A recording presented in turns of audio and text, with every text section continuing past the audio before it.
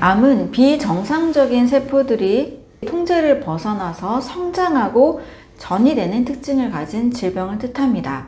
종양이라는 것을 인식할 때는 약 1세제곱cm, 10억 개의 세포가 모인 상태에서 1기라는 진단을 하게 됩니다. 암세포의 특징은 무한 증식한다는 특징이 있고, 세포의 수명을 결정하는 텔로미어라는 유전자의 영향을 받지 않아서 영원히 사는 세포라고 할 수가 있습니다. 이렇게 생각하면 암은 굉장히 무서운 세포이고 없애야 되고 태워야 되고 죽여야 되는 세포로 인식하기 쉬운데요.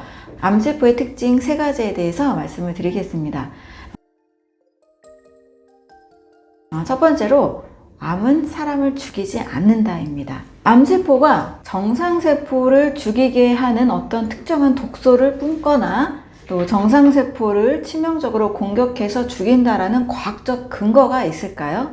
사실상 이 근거는 없습니다. 때로는 종양이 너무나 커져서 뇌신경세포나 혈관을 만약에 막는다라면 그때는 문제가 될 수 있습니다. 그러나 위 점막벽에, 위벽 안에 또 어떤 조직 안에 작은 혹으로 생겼을 때 이 혹에서 무시무시한 물질을 내뿜어서 정상세포를 파괴할까요? 그렇지는 않는다라는 것입니다. 그래서 암세포 자체가 정말 독소를 내뿜어서 무서운 건지 또는 이 암세포를 해결하기 위해서 사용하는 항암제가 더 무서운 건지 우리는 좀 정확하게 확인을 할 필요가 있습니다. 암세포가 사람을 죽이지 않는다라는 근거는 사실상 여러 가지가 있습니다. 영국의 의학 전문지로 유명한 랜싯에서는 조기 암 검진이 오히려 불필요한 치료로 이어지는 경우가 더 많다라고 이야기를 합니다. 왜냐하면 갑상선암이나 췌장암이나 전립선암의 경우에는 알지 못한 채 그대로 그냥 가지고 있다가 오히려 사망 후에 부검에서 발견되는 확률이 30에서 40% 더 많다는 것이 확인이 됐습니다. 그러면 이 암으로 인해 사망한 걸까요? 그렇지 않은 겁니다. 다른 질병 또는 교통사고로 인해 사망을 했는데 몸을 부검하다 보니까 종양도 있더라라는 것을 확인하게 된 거예요. 그러면 이 종양들이 갑상선이나 췌장이나 전립선에서 발견된 이 종양들이 사람을 죽이는 역할을 하지 않았다라는 것을 뜻합니다. 남성 사망자의 그 몸을 또 부검을 했을 때 약 33%는 전립선암이 발견이 됐습니다. 그러나 이 전립선암으로 사망하는 확률이 1%밖에 되지 않았다라는 거죠. 또 75세 이후에 전립선암에 걸릴 확률은 무려 50%가 되는데요. 역시 전립선암으로 사망하는 확률은 0.1% 정도밖에 지나지 않았습니다. 이러한 근거들이 사실 너무나 많습니다. 이런 종양들은 마치 우리 피부에 사마귀가 나거나 여드름이 났을 때 그것으로 인해서 치명적인 증상이 오는 게 아니잖아요. 이것처럼 몸속에 작은 혹들로 그냥 존재하다가 때로는 사라지기도 하고 때로는 다른 질병으로 인해서 사망하기도 하는데 너무나 많은 이 조기 검진이나 건강검진으로 인해서 항암제나 다른 사고로 전이 재발돼서 사망하는 것도 훨씬 더 많다라는 것을 뜻합니다. 그렇다면 암은 걸리기 어려운 걸까요? 암은 걸리기 어렵다라는 이야기도 말씀을 드리겠습니다. 제가 국립암센터에서 암세포를 배양해서 종양 모델을 만들기 위해서 주입하는 실험을 했습니다. 이 마우스는 오히려 면역력이 더 떨어져서 암에 걸리기 더 쉬운 모델입니다. 왜냐하면 면역기관인 흉선을 제거한 마우스입니다. 이 마우스는 면역력도 더 떨어져 있는 상태고 최소한의 이 혈액에 있는 백혈구 정도 또 림프 기관밖에 없는 상태입니다. 아주 중요한 면역기관인 흉선이 없기 때문이죠. 이 마우스에 암세포를 심습니다. 논문에는 3 곱하기 10의 3승 약 3000개 정도의 암세포를 주입하면 1세제곱cm의 종양이 잘 만들어진다라고 되어 있습니다.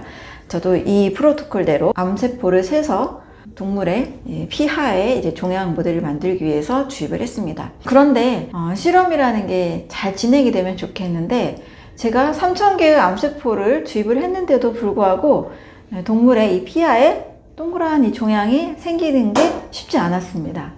저는 모델을 만들어야 되니까 3000개에서 안 됐으면 이제 어떻게 해야 될까요? 암세포를 더 늘려야 되겠죠. 3만 개, 10배를 더 늘렸습니다. 그런데도 한 2, 3주가 지나도 이 종양이 잘 생기지 않는 거예요. 자, 이런 식으로 3만 개, 30만 개, 300만 개, 제가 무려 3천만 개까지 세포수를 늘려서 겨우 종양을 만들어냈습니다. 이 마우스는 100g도 안 되는 아주 조그만 마우스거든요.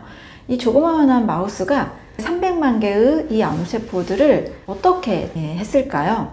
최소한의 면역력으로도 마우스는 암세포를 처리했다는 뜻이 됩니다.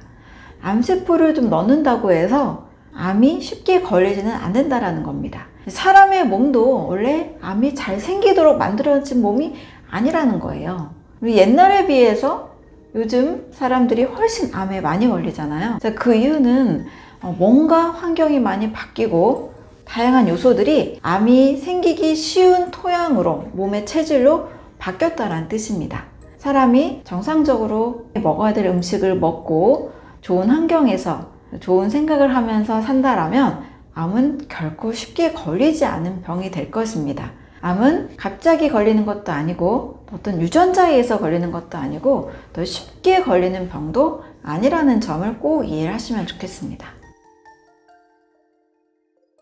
암의 두 번째 특징은 암은 대사질환입니다. 유전자 개놈 프로젝트가 완성이 됐지만 암은 정복되지 못했습니다. 유전질환이라면 어떤 특정 유전자에 대해서 치료를 하면 극복이 돼야 되는데 암은 전혀 다른 특이적인 유전자들이 너무나 많다라는 거죠. 암세포마다 유전자가 너무나 다르고 또 유전자 치료를, 표적 치료를 하다가도 암세포는 또 돌연변이를 일으킵니다. 그래서 암은 토마스 사이프리드에 의하면 대사질환이다 라고 다시 한번 개념이 정리가 됐습니다. 과학자들이 많이 사용하는 말이 있는데요. tum을 장전하는 것은 유전자지만 방아쇠를 당기는 것은 환경이다 라는 말이 있습니다. 후성 유전학에 의해서 DNA 자체보다 이 DNA가 메틸화되는 그 환경에 따라서 서로 다른 단백질이 만들어지는데요. 바로 DNA를 변형시키는 환경이 훨씬 더 중요하다는 겁니다. 이 환경에는 식이 습관, 스트레스, 운동, 또 물, 또 공기와 같은 다양한 요소들이 있을 수 있습니다. 그래서 암에 걸린 사람들이 도시에서 스트레스를 받아가면서 굉장히 많은 업무나 어떤 관계에 의해서 고통을 겪다가 마음을 다 내려놓고 산이나 섬에 갔을 때 좋은 물, 좋은 공기, 좋은 음식, 또 좋은 생각을 하면서 회복되는 이야기들이 상당히 많은 이유가 됩니다. 자, 암은 이제는 더 이상 가족력이나 유전질환이 아니라 대사질환이다. 그리고 후성 유전학에 의해서 환경을 바꾸면 우리 몸의 DNA는 전혀 다르게 발현이 된다는 것을 꼭 이해하시기 바랍니다.